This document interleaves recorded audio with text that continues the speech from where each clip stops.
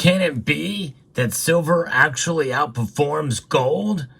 Well, according to one analyst who we should pay attention to, that's exactly what will happen in the coming months and year. I'll explain as we explore.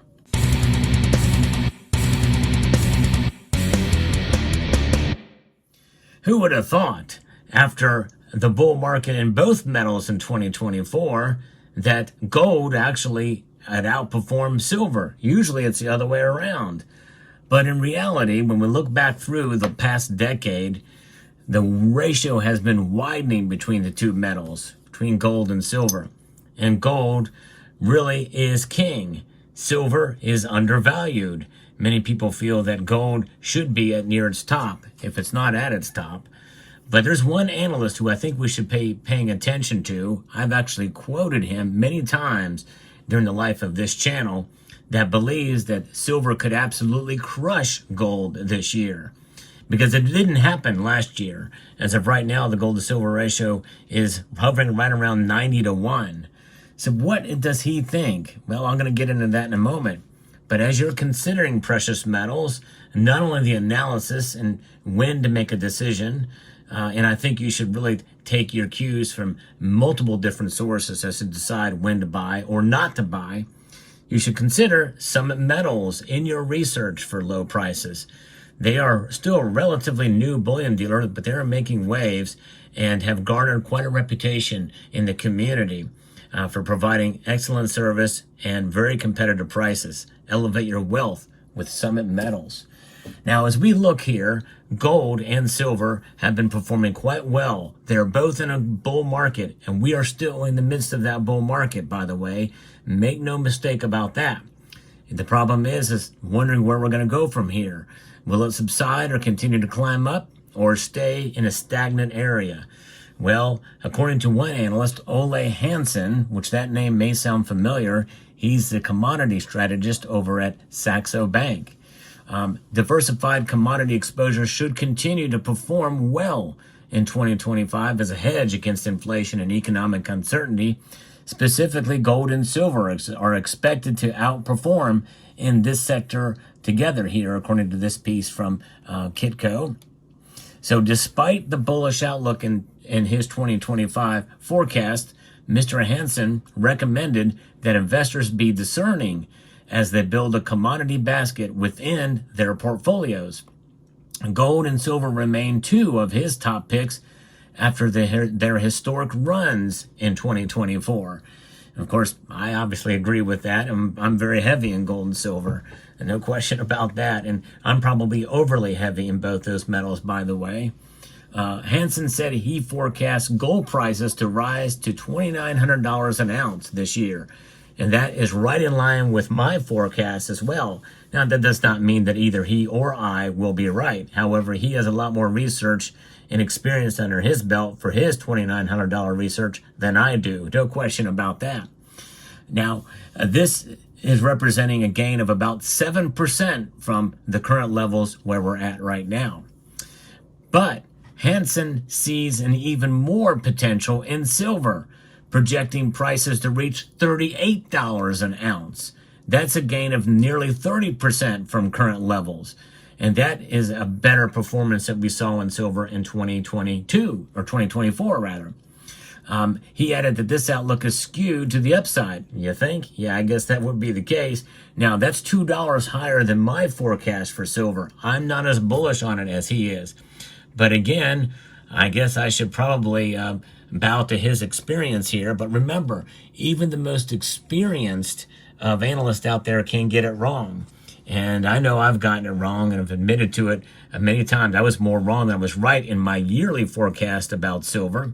However, I do feel that some of my analysis from within the year has been spot on, but it's give or take, and there's a lot of different factors. The silver market is very complex. I think of it more complex than the gold market, and which is one of the reasons why there is more stability in the price of gold compared to silver.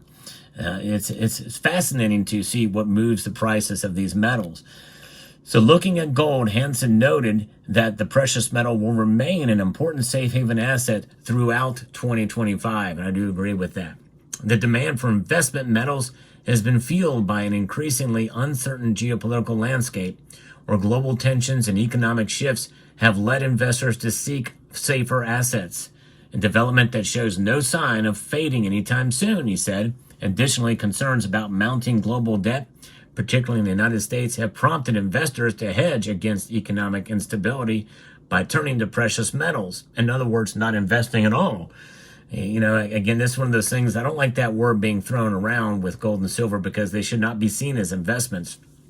They are indeed hedges for investors to use against economic instability. And he added that investors will need to be patient as the Federal Reserve shortens its easing cycle. Currently, markets are pricing in only one rate cut this year, a sharp contrast to expectations from a few months ago, which was 4. The U.S. Central Bank's hawkish stance could support the U.S. dollar, creating some volatility in the precious metals market. Despite some of these headwinds, Hansen is more bullish on silver due to its dual role as both a monetary and an industrial metal. And with that, I am in lockstep with Mr. Hansen in his analysis here. In 2024, increased industrial demand helped create physical tightness in the silver market. That's the silver market for industrial-sized pieces, such as the 1,000-ounce bars that were used literally for industrial uses, electronics, medical devices, and PV and solar. No question about that. And that is likely going to continue. So sectors as electronics and renewable energy, particularly photovoltaic, significantly contributed to this surge. The expectations of sustained industrial demand is likely to keep silver in a supply deficit into 2025, potentially deepened by a pickup in paper demand through exchange-traded funds, he said. And that actually, the number of derivatives has fallen from 400 to 380 in recent months, as I've documented on this channel as well, too. So that'll be very interesting to see how that plays out if that does continue to pick back up again. Which if it picks up, that could actually cause the price to rise. Yeah, I said it. Usually people think of that as a suppressive force for silver, but could actually be good for silver, much like the Bitcoin ETF was good for Bitcoin's price, that is. Not necessarily for the sector in general. The derivatives market, I think, is a poison on markets in general. That's just my view. Same thing with how the SLV invigorated the silver market starting in 2006. And we saw what happened, which led up to 2011 there. As silver continues to outperform gold, Hansen expects the gold to silver ratio to fall around 75 points from its current level of almost 90 to 1. Yeah. And remember, folks, I said recently that I think we should get used to to a normal of around between 75 and maybe even 80 to 1 for silver to gold ratio. I stand by that now. But gone are the days of 60 to 1 or 50 to 1. And we can kiss them goodbye, at least for a long while. Hansen's bullish stance in silver aligns with his broader commodity outlook. He sees more potential for metals involved in the electrification of the global economy compared to those tied to construction.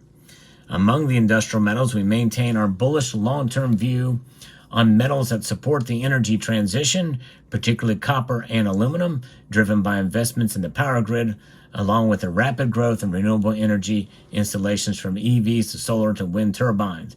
On the other hand, we see limited upside for those dependent on demand from the construction sector, such as iron ore and steel. That's the general commodity sector. But you think about silver's move this past year, it's pretty amazing that we're finally seeing the price reflect actual supply and demand fundamentals. And most of us would say it's about time. The other factor we have to consider here is mining supply has been down. In fact, it has fallen. Mining supply has fallen essentially about between 1% and 4% over the last year. And so that is an intriguing thing to think about too. So how will this play out with 2025? What will the mining sector look like for silver? Well, Poland, they say they found a lot of reserves there. How long will it take to actually find out exactly what is untapped that they could take out of the ground immediately? And when will that come to light? Probably years from now is my guess. But we'll continue to watch these markets. It's very fascinating, I think. And I think we should pay attention to what Mr. Hansen says as to what the market is going to be. But one thing is for sure, the caveat here is if the economic activity with silver demand doesn't slow down in certain sectors. And we did see it slow down in China for a time, which is one of the reasons why we didn't see the price move for a while, or actually it fell. So could there be hiccups in the supply chain? Could there be economic hiccups in China? Yes, China still is not out of the woods yet, by the way. And so there could still be trouble ahead for China, which could throw all of this analysis out the window. You never know. But either way, I think silver is going to be resilient.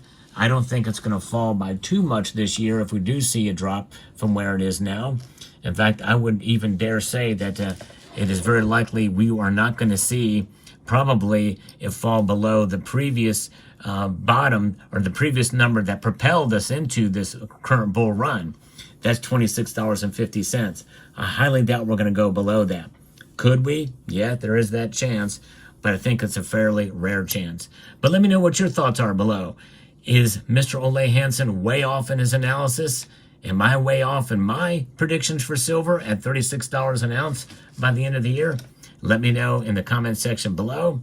Hope you found this video informative, insightful, and educational. Would like to extend a multitude of gratitude to each and every one of you for taking the time to watch, and to encourage you to please rate, share, comment, and subscribe.